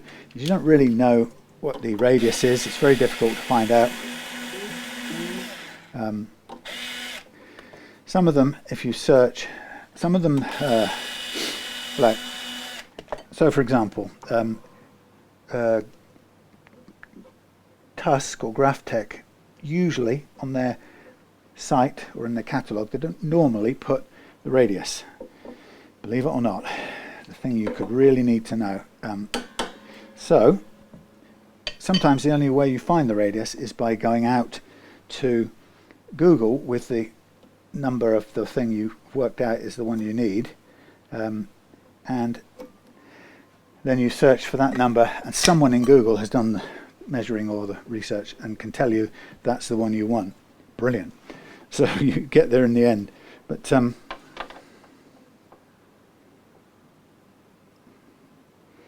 yeah, we're good. Now, I'm not going to tighten them up because we're getting to that place where there's not much life left in those strings. Now I've got a filler thing here. I've got either one of these, which I can just drop in and cut. That might even be easier than doing what I was doing before. Let me just see. I have a little bit of cleaning up I can do on here, get it to slide in easier. Yeah, so we're just about there now, and it's a matter of cleaning up. I'm going to clean the guitar with some Coleman fuel. I'm going to polish the frets with a little bit of wire wool, nothing too fancy, just a little bit of a rub over, and then clean up and some oil, a little bit of oil as a final touch, and then we'll put new strings on. So I'm just trying to see whether this happened to be the right, damn, it's not the right thickness. So the little one I had over here is just about the right thickness, I think, but what I don't quite know anymore is that it's the right height, which I don't think it is. So this could be trouble in its own. So do I thin down the other one, which is starting out the right length, or do I work with this one, which is too tall? See, will that fit in? Well, it just about goes in. Well, that's one thing I can fine tune afterwards. How about I just leave that to the side, because I'll stick this in no matter what. And we'll have possibly a very slightly varying action. I hoped it would be spot on what I wanted, but sometimes I was going to say that with these nuts, you may find that the radius is very fractionally different from what you're expecting, and as a result, you might have the high E's perfectly spot on, but you may have to do a tiny adjustment to the A or D or the G. So you can never be 100% sure. Yeah, so the E's are a little tall here. So I'm going to need to, I think what I'll do is I'm going to stick this in now, and I'm going to sort of be happy with both ends, and then I may have to do a tiny bit of deepening on that low E. And what I want to do at this point is to keep these strings close to being able to be tightened up again, so I can help the nut glue into place and press down in the right place. And that's never particularly an easy thing either. So a couple of ways you can do it. You can concentrate on just gluing on the front edge more than anything, which is probably safer in terms of not pulling out material But it's quite it's quite difficult to get it to where you want, because these strings are always slightly in the blasted way, and you want to get a feel on it where they are, like so. You need, more than anything, you need a feel at this end here. That's what you want. You want to get that one in place, because we'll take a little bit off the other side of that one. So I'm now going to tap this into place, make sure it's vertical, and then we get these middle ones tightened to push down on the nut. Basically hold it in place, and then once that's done we can get rid of all these strings. They've done their job. Actually, what we can do, yeah, we can use them to do the first fret action, just a little tweak. So I'm going to turn the blower heater off a minute. Yeah, I'm not feeling brill, but I'm feeling good enough to finish the job. Okay, so after all of that malarkeying about, I'm just going to try and zoom you in a bit better on the nut slots so you can see what I'm doing. Whoop. Something like there. Zoom in, please. Thank you. So what I'm going to do is I'm going to go over these damn spiky things. Chris, when you cut the strings in future, cut them right close to the peg, would you please? Because I am forever getting bitten by sharp things. Right, so what I'm going to do is I'm going to use these files, and I'm going to just combination of very slightly widen the slots here, but also lower them very slightly to the exactly the 0.3 that I want. So it's just the final fine tuning, and with these files you have to be very careful because it's incredibly easy to go. That's perfect. Easy to go past the mark. Now I'm going to cheat and use this string again, pretending it's the other slot, which is going to be the 10. Sorry, the 13. The 10's the red one, but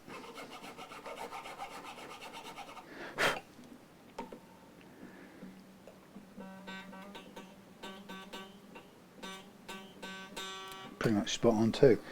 Then we go for the final one, which isn't really an E, but I'm going to pretend it's an E.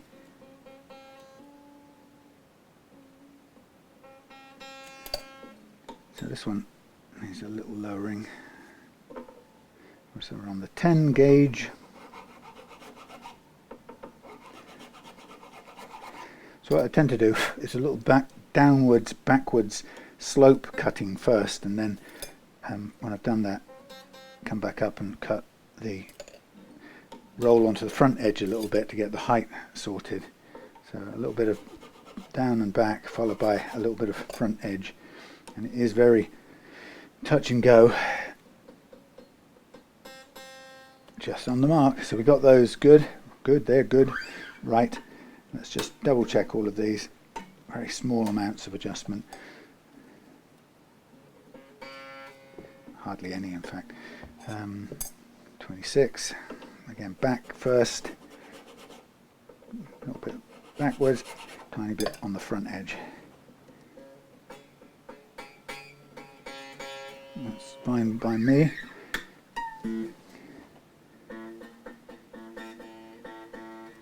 It's very close to being good. I'll just do it for width on this one, I think.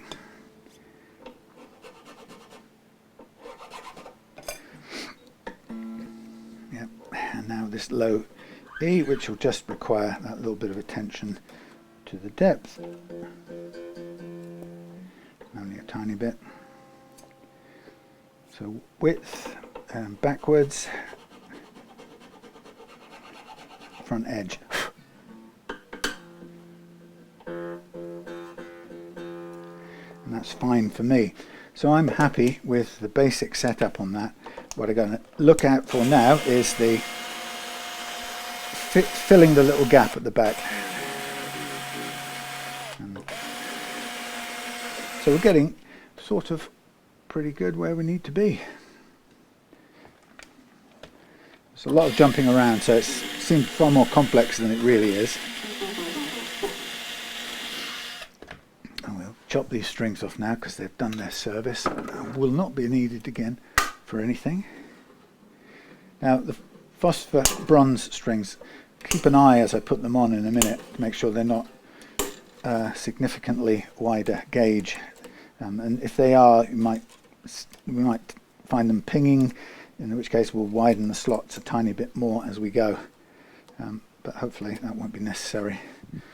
So I'm basically lifting out the strings, the pegs, lining them up in the order that I took them out usually. Really, I'm not gripping with this, by the way. I'm just using it to start the process of them coming out, and then now I'm just holding them with that. Okay, so we got the old strings off. There's loads of nut and saddle dust now on the guitar body, so it looks a bit messy, but some cleaning will take care of that. So let's have a quick look at this filler thing at the end here. We've got very thin one there, it's loads of room. This one might fit now because I've tapped it in place better. Okay, it is going to fit, but it's not wanting to do it easily or straight away. In fact, that's that's done it. It's sort of fitted in. Unfortunately, there's no glue on it, so I don't really know. We have a way. There's a bit to take off this end, but as long as that would stay put, that's fine. So we might be able to put a bit of thin glue in the back there, but glue has a nasty habit of wicking down into places you don't want it to be. As you I'm sure know from your own experience, it's not the most cooperative thing. I think that's okay. That's just a filler to disguise the gap, and I think we don't need to do any more than that. I'm just going to press it, squeeze it back in this end, then we will cut it a little bit. Oh, see, that's come out now. Do you reckon I could get? Question is, can I get a tiny bit of glue in there and get this to stay? Very difficult to know. Tiny bit of that. See, it missed it already. How about that? Would you believe? Of course you would. Try to do anything and it goes off target.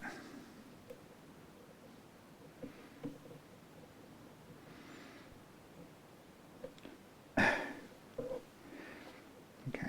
that's as good as I'm going to get with this technology, I think. A little push to get it to stay in place, and then we'll snip it off the end and trim it back when I buzz back this other end. Good, I think that's that done.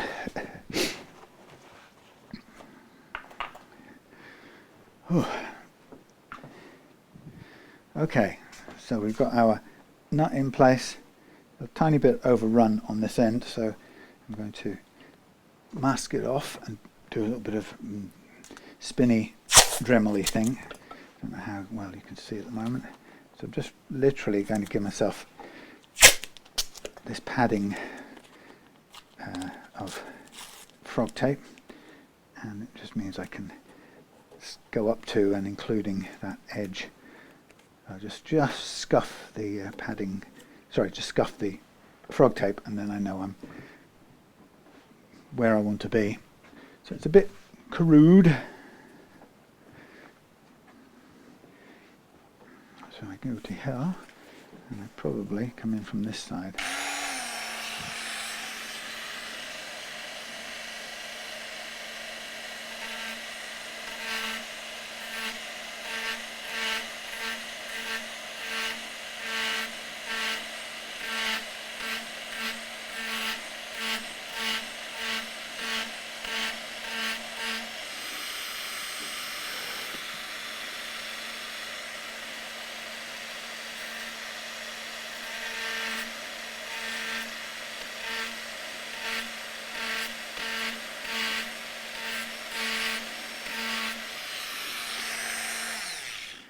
Very careful bit of touch sanding there.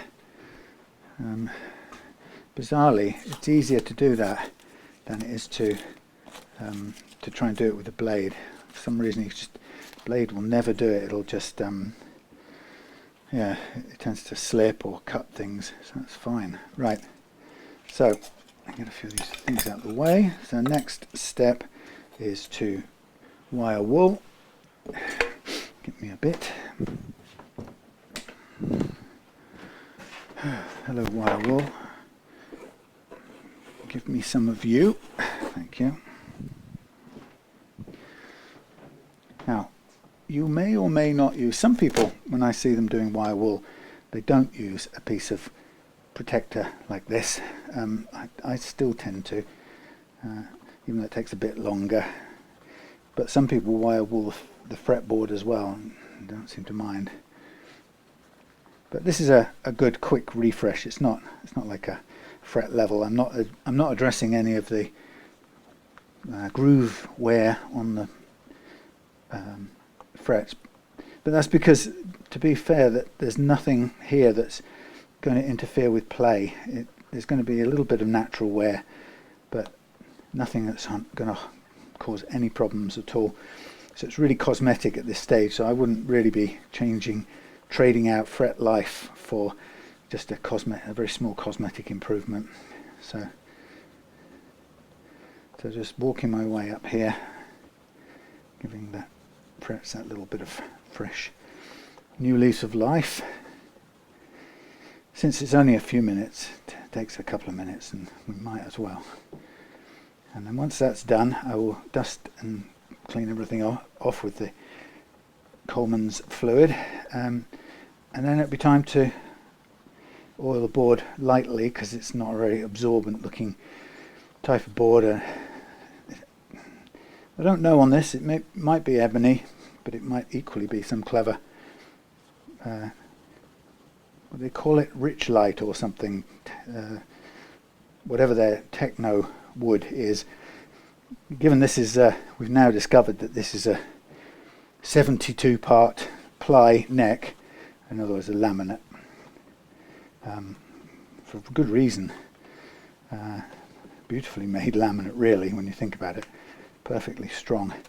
Yeah, so given they've used that laminate technique for the neck, why wouldn't they use some sort of tech wood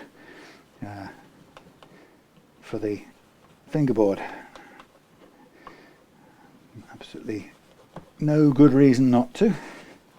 So, they're not being what's traditionalist with the neck construction, so why be traditionalist with the fingerboard timber, inverted commas. Okay, so now, just before there we are, last one. So now the thing to remember is that there was no relief in the neck at all.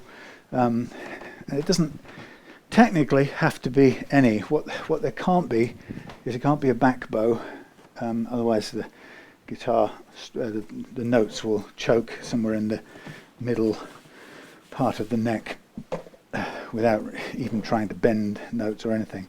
So it probably will make sense to try and add in a tiny bit of relief.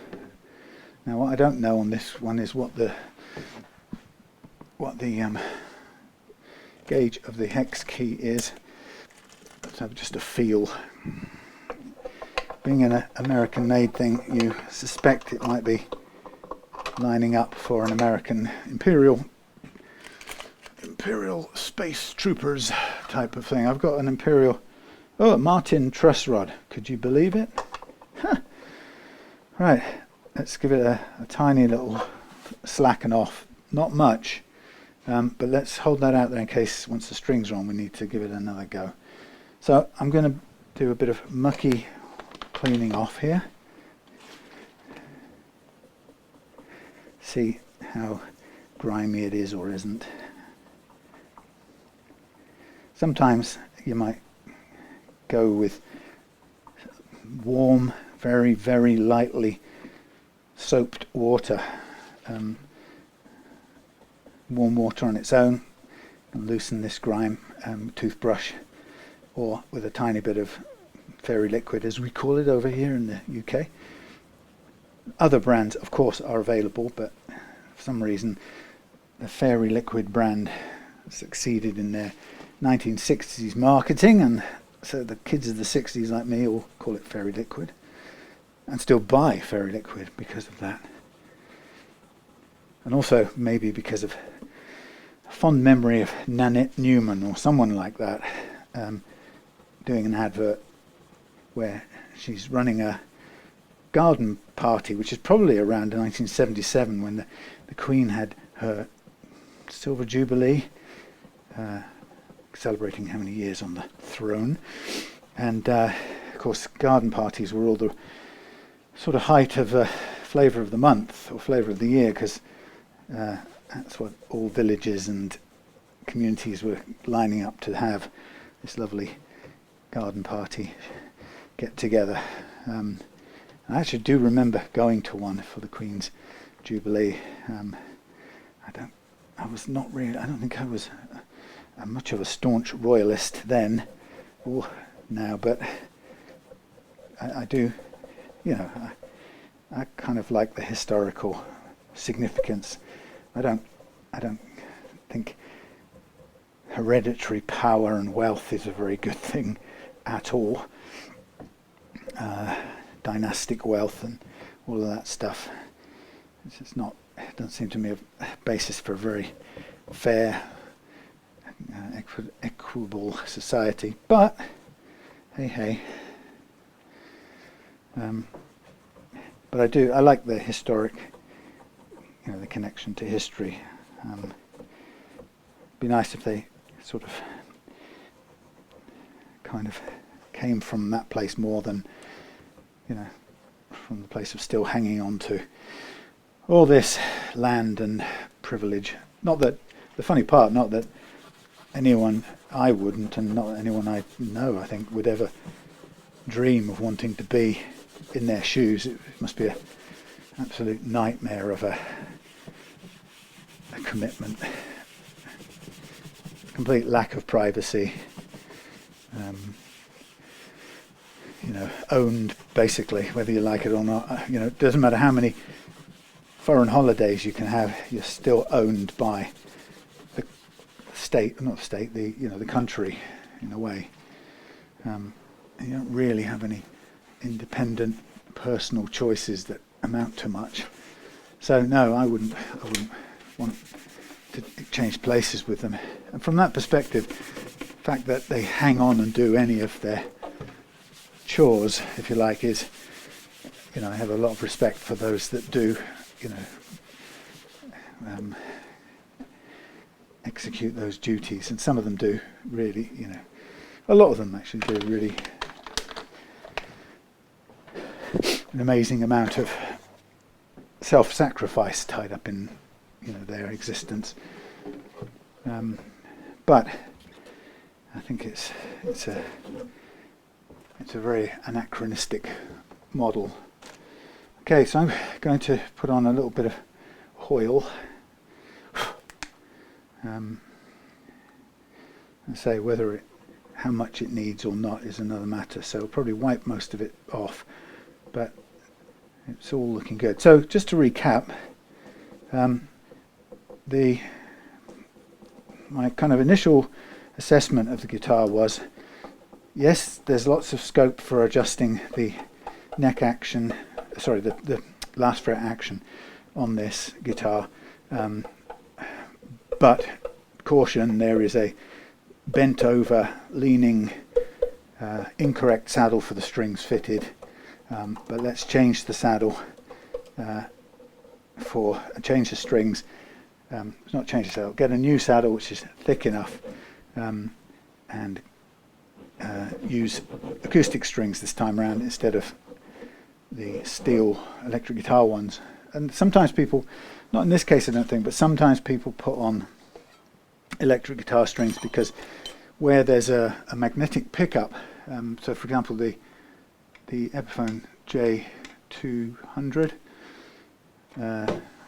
has an electric magnetic pickup, and so got guitars like that, and also the John Lennon Epiphone, it has a magnetic one. So people use, sometimes they put on electric guitar strings, at the expense of whatever the acoustic tone. Now I don't know truthfully whether that has a major effect on the acoustic tone or not. They've all sounded maybe a little bit more metally, but again that's very subjective, so I wouldn't ever stake my I'm down at the other end, by the way, just putting the strings in the pegs in the hole with the strings on. I wouldn't stake my reputation, such as it is or isn't, on arguing whether steel electric guitar strings are disastrously bad for an acoustic. But the reason why they don't work with this in this situation, of course, is because they demand a different saddle, which this bridge hadn't. The bridge didn't come with. It came with the saddle that was compensated for the 4 wound and 2 plain set that is normally used on an acoustic guitar. So it was, if you wanted to continue using, if Chris had wanted to continue using specifically electric guitar strings, then I would have said, okay, you need to change the saddle to a 4 and 2. If you're still going to use a 3 and 3, if you're still going to use a 3 and 3 plain 3 wound set. Right, just for your info, I pull the string all the way through tight, and I grab it at the first fret and I pull back a whole fret's worth and hold it there. Then I get me shooter and I start winding on. As soon as I wind on, I hold on to this is the tight piece, the held piece, and I direct it over the top of the loose piece the first time it comes round, like so, and I keep it taut, and then this time I can either yank that up so it's out of the way, or just direct it underneath that loose string the second time round. So I've got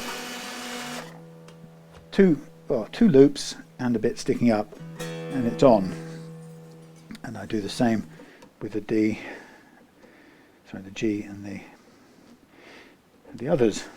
Why just the G, I don't know. What I'm also doing is I'm just putting the tuner posts in place. It just makes the job easier. Of course, when you're doing this, you have to swap over sides. So we've got the wound. Now it's a wound G. Pull back 1 fret. This time you have to hold it down with your thumb. Change hands with the drill.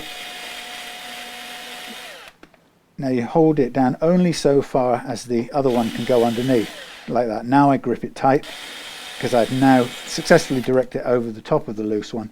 This time pull the loose one up, and now I can grab hold. As long as I keep the tension on, I can grab hold of the held string and just send it underneath. Now this is probably a little bit more wound on than I needed, but it's still, a nice small amount. And then once I've done this, it'll be a matter of stretching the strings kind of broadly to get them seated properly. Make sure there's no things waiting to go clunk. Could be that the saddle maybe still sitting up. We make sure that's pressed fully down and so on.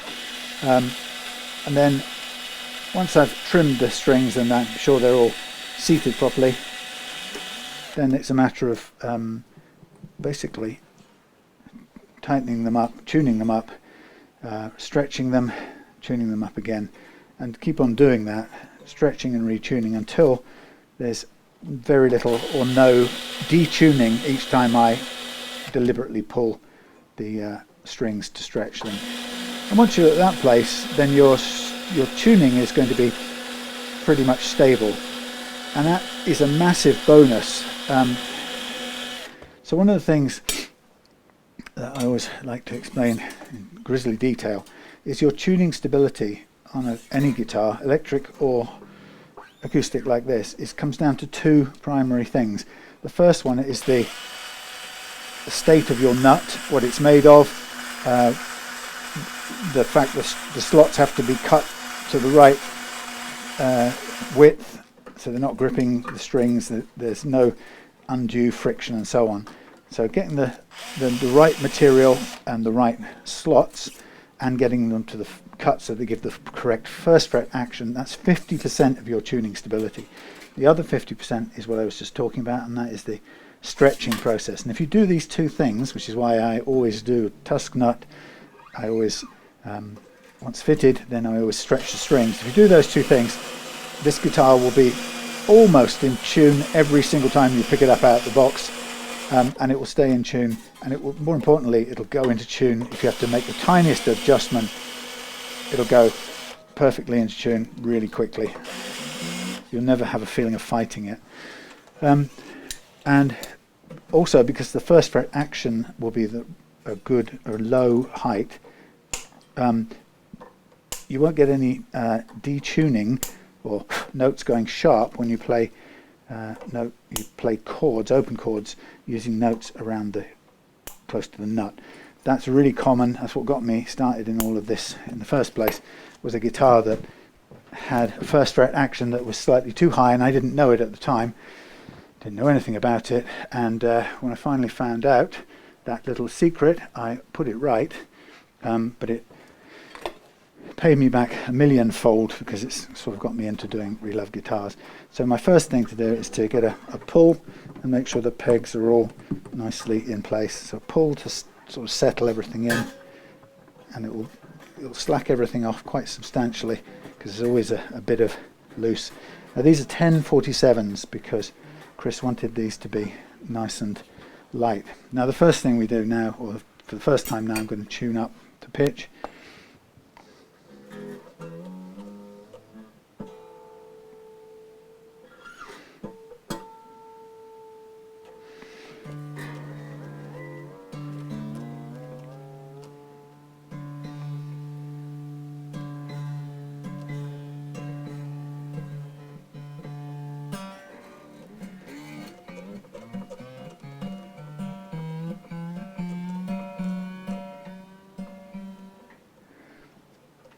Something wrong with this. Yeah, that's broken. That's broken the nylon. It's compressed and broken. We might try and find a replacement.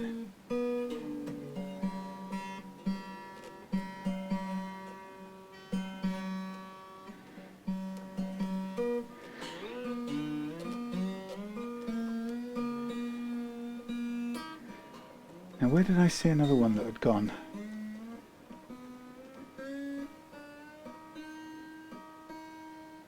Could have been one of Michael's guitars that just came in.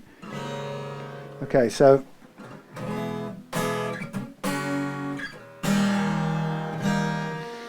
what I'm going to do to stretch is grab the string and press between thumb and four fingers.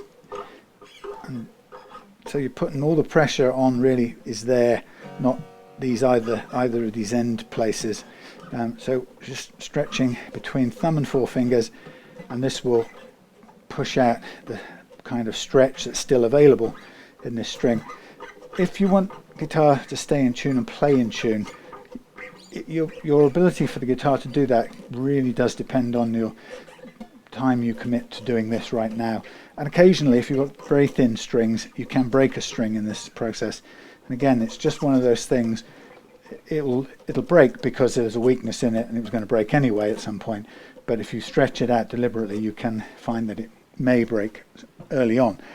But it's still no alternative. No alternative to, if you want to have a guitar that plays and stays in tune.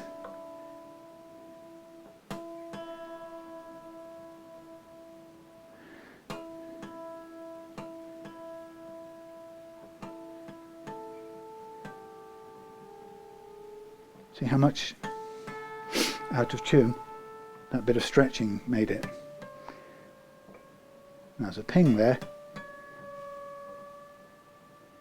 Tells me that We've got a tiny bit of gripping in the G. And that, you know why that is? Because it's a wound G.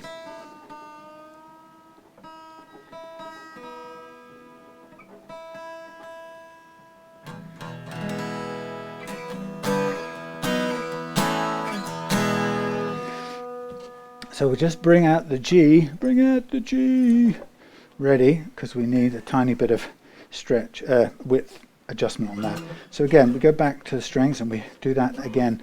You could do this 3 times, possibly 4 times.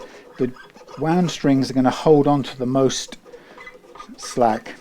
But the process of doing this, like I said, it's totally worth doing. If you get into this habit of doing this at least 2 or 3 times, you will have transformed the way the guitar will stay and play and stay in tune. But if you only do half the equation, i.e.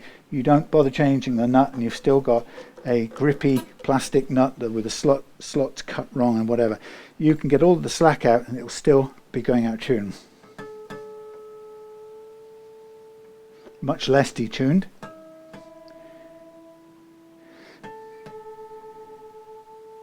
Now I'm listening.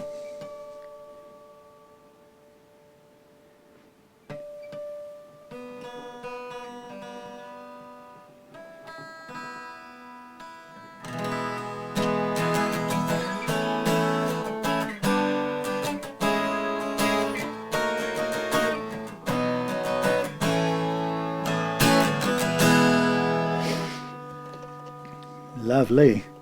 Okay, one more stretch. Well, I'll tell you what, before we do the stretch, let's check that tiny bit of width adjustment here on the G. And we don't need, it's this side, we don't need it to go any deeper. So I'm just, look at this, I'm just going from side to side, tiny bit of width adjustment, that's all. Now we'll do one more stretch, push and stretch, and then we'll be done. And I can go home and mop my possibly sweaty brow. I never think of a tune to play, because I'm not that good a player, but I never think of a tune to play, because I always get the thing in my head that even if I knew one that I would like to play, it's going to get copyright. If I play it even half decent, it will get copyright hit.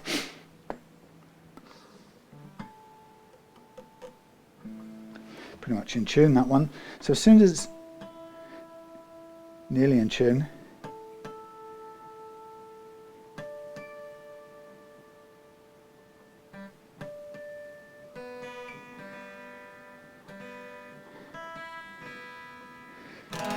that's close. That's 3 times. I recommend you do that.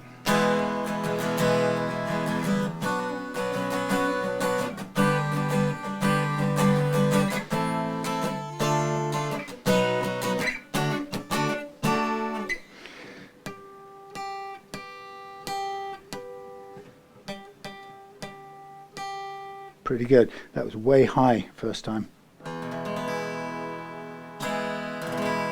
There we have it, ladies and gentlemen. This, what do we got? We got a nice low action. We've got, we got just over 2, about 2.1, 2.2, and I would say we've got 1.75 dead on the last fret. So this is perfect. This is exactly where I'd want it to be, and we've got a ton of break angle over there anyway. And we've got a new saddle that's the correct intonation pattern for the strings, new strings that are correct for the saddle, and it's sitting upright in the right way, and it's thick enough so it's not wobbling or leaning forward. So there we are, ladies and gents, we are done. Chris, I hope you enjoyed that. Sorry it was a bit sort of all over the place with just getting the nut right and this little filler thing you can see in there. You know, it's just a visual thing, that's all. But you know, I explained why it's difficult to get the right width. It's one of the variables that you have to sacrifice sometimes when you're doing all that working out to get the thing to the right height and the right spacing. And as you can tell, the thing I've erred on is the it's the E to E spacing, so that when you pick up this guitar again, Chris, and I know your family member's going to play it, but when you pick it up, it'll feel completely familiar to the previous one, which, by the way, the remnants of are here and will get saved for another similar packing out job, which is always very handy. So thank you ever so much for watching. Yeah, see you soon. Have a great, what day are we on? It's I'm out litter picking with the village tomorrow. I've got a first of the litter picking village session, so that'll be me out in the, hopefully it's not going to rain, but hopefully 2 or 3, 4 people out doing the first of many, keeping our village looking nice. Okay, see you soon.